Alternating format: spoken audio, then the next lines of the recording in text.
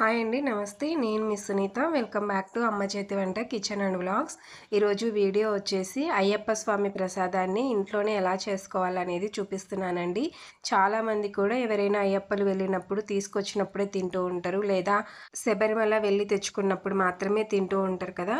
ఓసారి ఇలా ఇంట్లోనే ట్రై చేసి చూడండి. చాలా అంటే చాలా బాగుంటుంది. అలాగే మనం పాకంలో బియ్యం వేసి వండుతున్నప్పుడు బియ్యం అనేది కాస్త గట్టిగా అవుతూ ఉంటుంది కదండి. తినడానికి రాకుండా చాలా స్టిక్కీగా అయిపోతూ ఉంటుంది. అలా కాకుండా పెద్దవాళ్ళు కూడా చాలా ఈజీగా తినేటట్టు అచ్చం మనము అయ్యప్ప స్వామి నుంచి తీసుకొచ్చిన ప్రసాదం ఎలా అయితే టేస్ట్గా ఉంటుందో, చాలా సంతోషంగా తింటామో, అదే విధంగా ఎలా చేసుకోవాలనేది వీడియోలో అయితే చూపిస్తున్నాను. మరిక లేట్ చేయకుండా ఎలా చేసుకోవాలనేది చూసేద్దాము. దానికోసం ముందుగా ఒక చిన్న కప్పు నిండుగా అయితే రెడ్ రైస్ అయితే తీసుకుంటున్నానండి. ఇక్కడ వచ్చేసి ఈ రైస్లో red rice and brown rice రెండు ఉంటాయి. రెడ్ రైస్ వచ్చేసి ఈ విధంగా కాస్త చిన్న బుడ్డగా ఉంటాయన్నమాట. ఎలా అంటే మన ఇడ్లీ బియ్యం అంటాం కదా, సో ఆ విధంగా కాస్త చిన్నగా ఉంటాయి. చిన్న చిన్న బియ్యం అయితే ఉంటాయి. ఇక బ్రౌన్ రైస్ వచ్చేసి మనం ఇంట్లో రెగ్యులర్గా వైట్ రైస్ వాడుతుంటాం కదా, సో ఆ విధంగా కొంచెం పొడవుగా ఉంటాయన్నమాట. చాలామంది కూడా రెడ్ రైస్ బ్రౌన్ రైస్ రెండు ఒకటే అనుకుంటూ ఉంటారు. కాదండి, రెడ్ రైస్ వచ్చేసి ఇలా చిన్న బుడ్డగా ఉంటాయి, బ్రౌన్ రైస్ వచ్చేసి కాస్త పొడవుగా ఉంటాయి. సో దాన్ని చూసి తీసుకోండి. ఒక చిన్న కప్పు నిండుగా తీసుకొని వాటర్ వేసుకొని బాగా శుభ్రంగా కడగండి. ఇవి ఇలా కడుగుతున్నప్పుడు కాస్త రంగు పాలుతున్నట్టు అనిపిస్తూ ఉంటుంది, కానీ ఇవి ఏం కాదండి. సో వాటర్లో కూడా ఈ విధంగా కొంచెం కనిపిస్తూ ఉంటుందన్నమాట. సో ఇదంతా కూడా ఒకసారి వంపేసుకొని బాగా కడిగి తీసుకోండి. అలాగే రైస్ కడిగేటప్పుడు కలర్ కూడా ఎక్కడ పోతున్నట్టు కూడా అనిపించదు. సో ఆ విధంగా రైస్ చూసి తీసుకోండి. బియ్యం అన్నిటిని ఇలా కడిగిన తర్వాత నానబెట్టన అవసరం లేదండి. ఇప్పుడు స్టవ్ పైన ఒక కడాయి పెట్టుకొని 2 టేబుల్ స్పూన్ దాకా నెయ్యి వేసుకోండి. ఇక్కడ చూపిస్తున్నాను చూడండి. ఆ వీడియో క్లిప్ అనేది తీయడం మిస్ అయిందనమాట. సో నెయ్యి వేసుకున్న తర్వాత నెయ్యి వేడైన తర్వాత మనం కడిగి తీసి పెట్టుకున్న రెడ్ రైస్ని వేసుకొని మంటని లో టు మీడియం ఫ్లేమ్లో పెట్టుకొని నిదానంగా కలుపుతూ లోపల దాకా వేయేంత వరకు బాగా వేయించుకోవాలి. ఎలా అంటే ఇలా పొడి పొడిగా అవుతుందన్నమాట వేయించే కొద్దీ. సో ఆ విధంగా వేయించుకున్నామంటే ఫ్లేవర్ అయినా టేస్ట్ అయినా చాలా బాగుంటుందన్నమాట. ఇలా వేపుతున్నప్పుడు గింజ కూడా కాస్త ఉబ్బినట్టుగా అనిపిస్తూ ఉంటుంది.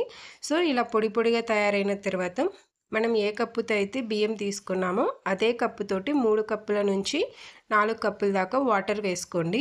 ఇక్కడ నేను వచ్చేసి 3 కప్పులు వేసాను అనమాట. కాస్త లో ఫ్లేమ్లో నిదానంగా వేపాను. బియ్యం చక్కగా ఉడుకుతుంది కాబట్టి 3 కప్పులు వేసాను. మీకు ఏదైనా ఇంకొంచెం ఉడకాలి అనుకుంటే 4 కప్పులు వేసుకొని వీటిని బాగా ఉడికించండి. ఇది వేరొక బర్నర్ పైన పెట్టి ఉడికించండి. ఈలోపు మనము ఇక్కడ బెల్లం అనేది కరిగించుకుందాము. దానికోసం తాటి బెల్లం తీసుకోవాలండి. అక్కడ ఏ ప్రసాదం చేసినా వాళ్ళ ట్రెడిషన్ ఏంటి అంటే తాటి బెల్లంతో ఎక్కువగా చేస్తూ ఉంటారనమాట. సో ఇలా తాటి బెల్లం తీసుకోండి. బయట సూపర్ మార్కెట్లో దొరుకుతుంది, లేదంటే మనకి అందరికీ అందుబాటులో ఉండే నల్ల బెల్లం అయినా తీసుకోండి. అది దొరకకపోతే టేస్ట్ మాత్రం కొంచెం తేడా ఉంటుంది అంతే. తాటి బెల్లం దొరికితే అదే తీసుకోండి. తర్వాత స్టవ్ పైన ఒక కడాయి పెట్టుకొని కొద్దిగా వాటర్ వేసుకొని మనం ఏ కప్పుతో అయితే బియ్యం తీసుకున్నామో అదే కప్పుతో 3 కప్పుల దాకా బెల్లం తురుము తీసుకోండి. ఇలా తీసుకున్న తర్వాత బాగా కరిగించండి. ఇక్కడ పాకం ఇలా ఏం పట్టనవసరం లేదనమాట. కొంచెం ఇలా బాగా కరిగించుకుంటే సరిపోతుంది. ఇది ఇలా కరుగుతున్నప్పుడు ఇలా పొంగుతున్నట్టు అనిపిస్తూ ఉంటుందండి తాటి బెల్లం వచ్చేసి. సో బాగా ఇలా కలుపుతూ కరిగించుకోండి. కాస్త లోతుగా ఉన్న కడాయి తీసుకోండి, పొంగిపోకుండా ఉంటుందన్నమాట. ఇక్కడ వీడియో క్లిప్లో చూపిస్తున్నాను చూడండి. ఈ విధంగా కరిగించుకుంటే సరిపోతుంది. ఇలా కరిగిన తర్వాత స్టవ్ ఆఫ్ చేసేసి దీన్ని పక్కన పెట్టేసుకోండి. ఈలోపు మన అన్నం కూడా చాలా వరకు ఉడుకుతుందండి. ఇక్కడ చూస్తున్నారు కదా, చాలా వరకు అయితే ఉడుకుతుంది. కాస్త మంటని మీడియం ఫ్లేమ్లో పెట్టి ఉడికించండి. అలాగే ఇక్కడ అన్నం ఎలా ఉడికించుకోవాలనేది చూపిస్తున్నాను చూడండి. ఇలా కొంచెం చేత్తో ఒక గింజను తీసుకొని నొక్కి చూసామంటే ఇలా ఉడకాలన్నమాట. మరీ పలుకులు పలుకులుగా ఉడుకుతుంది అనుకుంటే మనం పాకం వేసి అన్నం ఉడికించేటప్పుడు అన్నం అనేది ఇంకాస్త గట్టిగా అయిపోతుందన్నమాట. సో అలా కాకుండా ఇలా కొంచెం చేత్తో నలపంగానే కాస్త మెత్తగా ఉండేటట్టు చూసుకోండి. మరి పాకం వేసిన తర్వాత అన్నం ఇంకా మెత్తగా అవ్వదండి, చాలా గట్టిగా అవుతుందన్నమాట. సో అందుకనేసి ముందుగానే కాస్త మెత్తగానే ఉడికించుకోండి. తర్వాత మనం ఏదైతే బెల్లము కరిగించి పక్కన పెట్టుకున్నామో దాన్ని ఇలా ఫిల్టర్ చేసి తీసుకోండి. ఇలా తీసుకున్న తర్వాత బాగా కలుపుతూ ఉడికించుకోండి. వేడి వేడి పాకం తీసుకున్నాం కాబట్టి వెంటే ఉడుకుతుందనమాట. కాస్త మనం పాకం చిక్కగా చేసుకున్నా కూడా రైస్‌లో వేయంగానే కాస్త లూజ్ అవుతున్నట్టు అనిపిస్తుంది. ఎందుకంటే నేను అన్నం అనేది కరెక్ట్‌గా ఉడికించుకున్నాను. కొద్దిగా వాటర్ కూడా ఉంచి తర్వాత పాకం తీసుకున్నాను. ఇలా కలుపుతున్నప్పుడు సైడ్‌కంతా పాకం అనేది పడుతూ ఉంటుందండి. దాన్నంతటిని లోపలికనుకోండి. ఇలా కొంచెం ఉడికిన తర్వాత మ్యాషర్‌తో గానీ, లేదంటే ఇలా గరిటెతో కానీ కొంచెం నొక్కుతున్నట్టు అనండి. అలా అన్నామంటే అన్నం అనేది గట్టిగా అవ్వకుండా చక్కగా ఉంటుందనమాట. తినడానికి బాగా వస్తూ ఉంటుంది. సో, కొంచెం మ్యాష్ చేసినట్టు అలా అన్నామంటే సరిపోతుంది. అలాగే మనం ఉడికించే కొద్దీ పాకం అనేది చిక్కబడి దగ్గరవుతుందనమాట. సో, ఈ విధంగా కలుపుతూ సైడ్‌కి ఏదైనా పాకం అంటుకుపోతూ ఉంటుంది. దాన్ని లోపలికి అనుకుంటూ చక్కగా ఉడికించుకోండి. ఈ కన్సిస్టెన్సీ వచ్చిన తర్వాత అక్కడ ట్రెడిషనల్ ఏంటి అంటే అరవన్న పాయసంలో ఎక్కువగా సొంటి పొడే వాడతారండి. యాలక పొడి అస్సలు వాడరనమాట. కాకపోతే నేనిక్కడ కొంచెం పావు టీ స్పూన్ యాలకుల పొడి కూడా వేశాను. సో, ముందుగా ఒక టేబుల్ స్పూన్ సొంటి పొడి వేసుకొని, పావు టీ స్పూన్ యాలకుల పొడి, అలాగే ఒక 2 ఇంచుల ఎండు కొబ్బరి ముక్కల్ని చిన్న చిన్న ముక్కలుగా కట్ చేసి వేసుకోండి. ఒక టేబుల్ స్పూన్ నల్ల ద్రాక్షను కూడా వేసుకోండి. ఈ ద్రాక్ష, ఎండు కొబ్బరి నెయ్యిలో అస్సలు వేయించనవసరం లేదండి. డైరెక్ట్‌గానే వేసేసుకుంటే ఆ పాకంలోనే ఉడికిపోతుందనమాట. సరిపోతుంది. సో, ఇవన్నీ వేసిన తర్వాత బాగా కలపండి. అలాగే ఇక్కడ ఒకటి గుర్తుపెట్టుకోండి.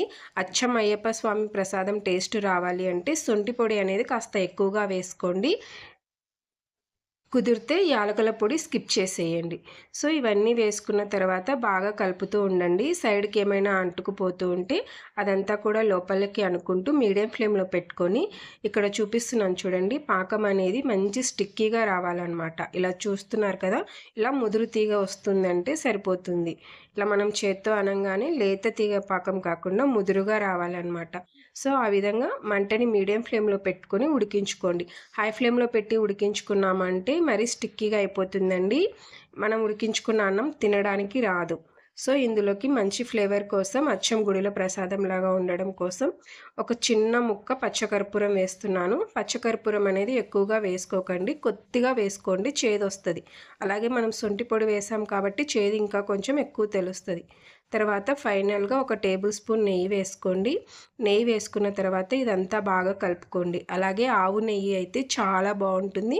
అచ్చం అయ్యప్ప స్వామి ప్రసాదం వస్తుంది. ఇక అనంత పద్మనాభ స్వామి ప్రసాదం అయితే దీనికి, దానికి ఏం తేడా ఉండదండి. కన్సిస్టెన్సీలో మాత్రం కొంచెం తేడా ఉంటుంది. అలాగే ప్రాసెస్ కూడా ఒక్క క్లిప్‌లో తేడా ఉంటుందనమాట. కన్సిస్టెన్సీ వచ్చేది మరీ ఇంత గట్టిగా కాకుండా కాస్త పల్చగా ఉంటుంది. ఈ ప్రసాదం వచ్చేసి నెల రోజుల పాటు నిలువ ఉంటుందండి. అలాగే నేను చూపిస్తున్న కన్సిస్టెన్సీలో స్టవ్ ఆఫ్ చేసేసుకోండి. చల్లారిన తర్వాత కాస్త గట్టి పడుతుందనమాట. సో, ఇంతేనండి. ఎంతో టేస్ట్‌గా ఉండే అయ్యప్ప స్వామి ప్రసాదం అయితే తయారైపోతుంది. నేను చూపించినట్టు ఈ పద్ధతిలో కనుక చేసుకున్నారంటే బయట పెట్టుకున్న, ఫ్రిడ్జ్‌లో పెట్టుకున్న నెల రోజుల పాటు తప్పకుండా నిల్వ ఉంటుంది. అలాగే అనంత పద్మనాభ స్వామి ప్రసాదం అయితే వారం రోజుల పాటే నిల్వ ఉంటుందండి. మీకు కావాలనుకుంటే కామెంట్ బాక్స్‌లో కామెంట్ చేయండి. తప్పకుండా అనంత పద్మనాభ స్వామి ప్రసాదాన్ని కూడా చేసి వీడియో అప్లోడ్ చేస్తాననమాట. ఇక ఇంతేనండి. ఎంతో టేస్ట్‌గా ఉండే అయ్యప్ప స్వామి ప్రసాదం అయితే తయారైపోయింది. మీరు కూడా ఈసారి మీ ఇంట్లో ఈ విధంగా ట్రై చేయండి. ట్రై చేశాక మీకెలా కుదిరిందో మీ ఫీడ్‌బ్యాక్‌ని కామెంట్ సెక్షన్‌లో నాతో షేర్ చేసుకోవడం అస్సలు మర్చిపోకండి. వీడియో నచ్చితే ప్లీజ్ లైక్ చేయండి. మీ ఫ్రెండ్స్ అండ్ ఫ్యామిలీస్‌కి షేర్ చేయండి. ఇలాంటి మరెన్నో మంచి వీడియోస్ కోసం మన ఛానల్‌ని సబ్స్క్రైబ్ చేసుకోండి. Thanks for watching. Thank you.